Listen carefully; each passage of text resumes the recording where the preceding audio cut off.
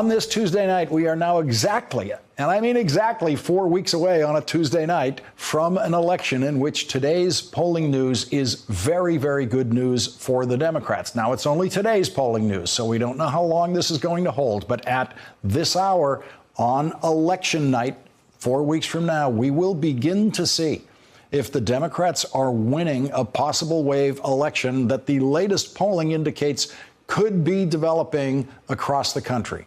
A new report from Politico today finds that the number of seats in the House of Representatives that are solidly Democratic or leaning Democratic is now up to 209. If Democrats won all of those seats, they would then need to win only 9 of the currently 26 toss-up races in order to win back the House of Representatives. The Democrats' chances of doing that have never looked better than they look tonight. A new CNN poll finds that Democrats lead Republicans in the generic ballot for Congress by 13 points. That is the widest margin Democrats have held in that poll since 2006 in the midterm elections, when Democrats picked up 31 House seats and took back control of the House, while they were also picking up 6 Senate seats to win back control of the United States Senate, the first time that the Democrats controlled the House and the Senate since 1994. The new polling indicates that the battle over Brett Kavanaugh's confirmation has made Democrats even more likely to go out and vote in this congressional election to give power back to the Democrats. Today's polling shows the gap between Democratic and Republican enthusiasm has widened once again, now giving Democrats a 10-point advantage over Republicans. And that change is also accompanied by a widening gender gap that favors Democrats. Women now favor Democratic candidates 63 to 33. Democrats are competitive in districts that Donald Trump won overwhelmingly. In West Virginia, for example, in a congressional district that Donald Trump won by 50 points. The most recent poll shows Democrat Richard Ojeda 5 points ahead of Republican Carol Miller. Here is the Democrats' 30-second appeal to West Virginia voters in that district that has him in the lead tonight. I'm Richard Ojeda, and I've been under fire multiple times in places like Iraq and Afghanistan. Tattooed on my back are the names of my brothers that did not come home. Now, my military record and my love of this country has come under fire once again by Carol Miller. How dare she, a millionaire who has enjoyed a life of privilege under the very freedoms that I have fought for. I approve this message because I love this country and I'm willing to fight for it. And you.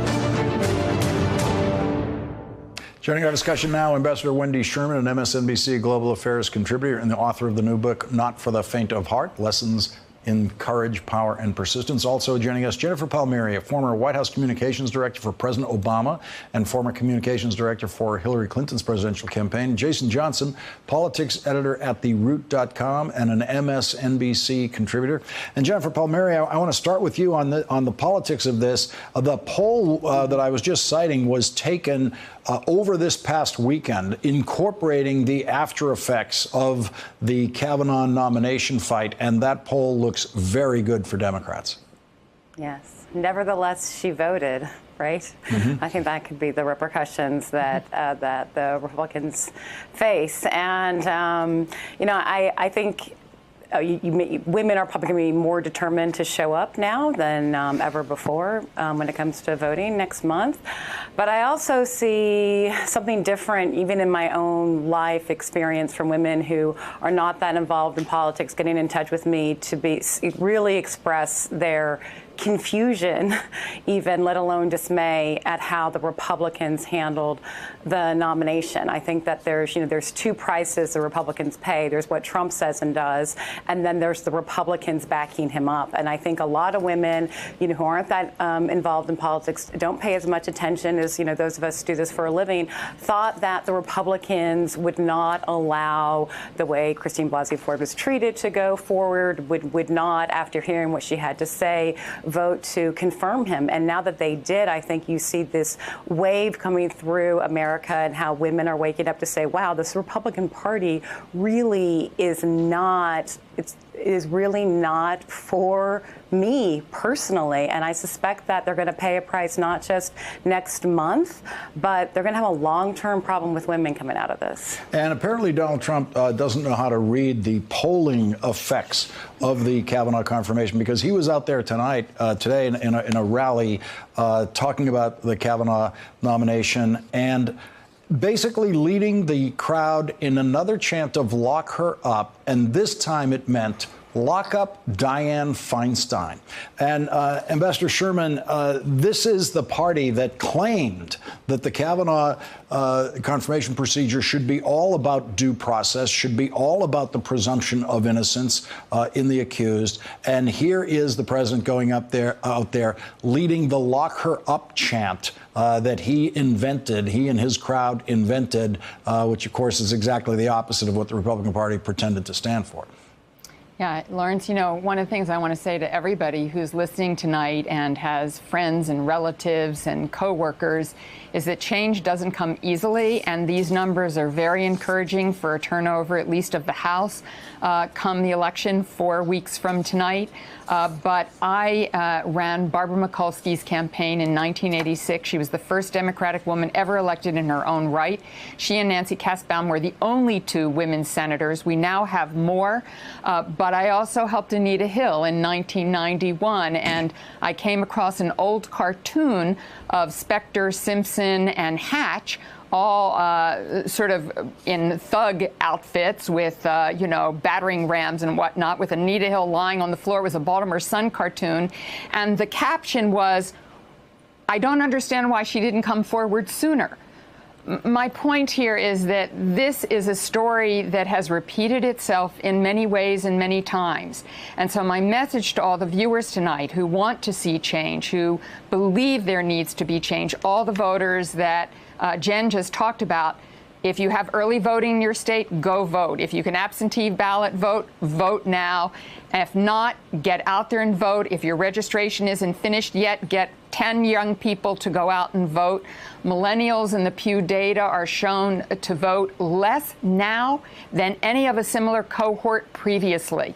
And so we really need to get out this vote, or these numbers will not matter in 4 weeks. And you can rest assured, whether it's a summit with the North Korean leader to prove how good Donald Trump is on foreign policy, or ginning up more lock-her-up messages to try to keep his base enraged, he will pull every trick out of the bag, and so we must persist.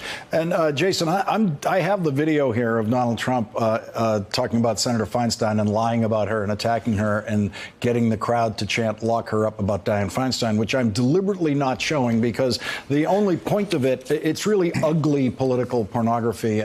But the point of it is that Donald Trump today and out there campaigning doesn't seem to realize that getting his people to scream "lock her up" about yet another woman who has done absolutely nothing wrong without any due process is exactly the kind of thing that is stimulating this Democratic enthusiasm.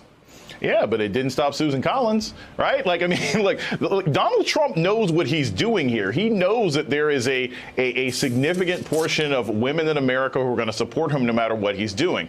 But I think what these numbers show is something that I anticipated all along. If it took Brett Kavanaugh for you to realize that the Republicans are a party of misogyny and supporting accused sex abusers, then you were really kind of late to the game. I think most people kind of knew that already. And his confirmation has just emboldened Democrats even more. But I think it goes deeper than just women being enthusiastic about the party. It goes into the fact that I think Democrats have been beaten down for so long by a candidate who they thought they should have beaten 2 years ago that they've become more strategic. You've seen absentee ballots in Georgia. Applications go up to levels that haven't been seen since Obama in 2008. You see an extensive ground game going on in Florida. You see the Ohio governor's race at 50-50, and this is a race that should have been a slam dunk for the Republicans. So I think Democrats have seen Kavanaugh's, hey, this is something to gin up our voters more, but it hasn't stopped them from engaging in the kind of on-the-ground strategy that you actually need to win, as opposed to making it a national election. And Jennifer, we see things like Taylor Swift just suddenly entering social media with a political message about registering to vote, and huge surge instantly as a result of that, something that would have been hard to imagine a short time ago. Yeah, and she's been famously, I mean, we certainly tried on the Clinton campaign to get her support, and she was somebody who stayed out of politics. And I was surprised at the reaction. Honestly, I wasn't sure if, even with how as popular as she is, how much more juice there was to get out from women, from young women to register to vote. But that was phenomenal response, and and it's like really encouraging. Because we still got a month left to go. You got to keep the energy up. You got to actually turn out people to vote. As Wendy lamented, and to everybody to not be overconfident. Right. But I think you just see this. I just see determination is what I see in how women have responded from the Women's March over a year ago, right at the time of the inaugural until now. And, I hope everyone does turn out, but I feel like women are not the ones that are going to be one to let us down. Let's listen to the way Senator Elizabeth Warren is talking to campaign rally crowds, this time today in Georgia. Those Republicans, man, they got a lot going their way. Oh, you bet they do. They got the White House. They got the House of Representatives. They got the Senate. But I'm going to tell you this. I'd rather be us than them. And I'll tell you why. I'll tell you why. They may have the money. They may have the power right now. But there's a whole lot more of us than there is of them. And Wendy Sherman, she is right about the math. Indeed. All of the signs are pointing in the right direction. So I don't want to be a downer here at all. What I want to do is to encourage people to take that determination, those numbers, and turn it out at the voting booth to make real the change that can happen here. This is going to be a tough fight, but courage always comes with a cost.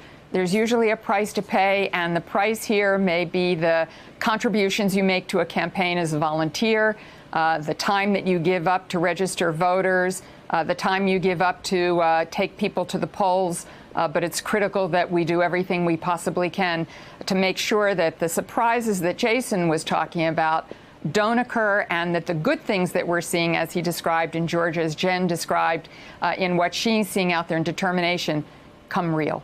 And Jason, what's your sense of how long the enthusiasm can be sustained? Well, that's the beautiful part, Lawrence. Enthusiasm and anger last forever, right?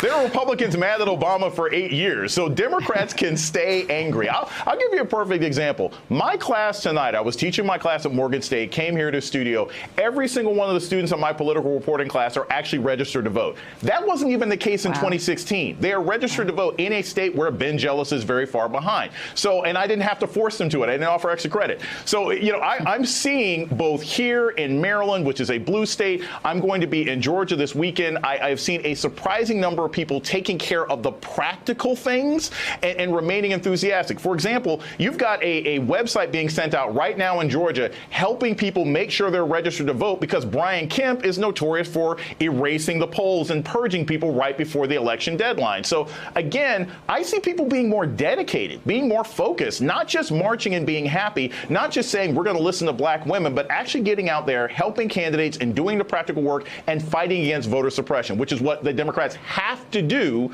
in order to make sure these close races actually turn into victories. Thanks for checking out our YouTube channel. Subscribe by clicking on the button below for more from The Last Word and the rest of MSNBC.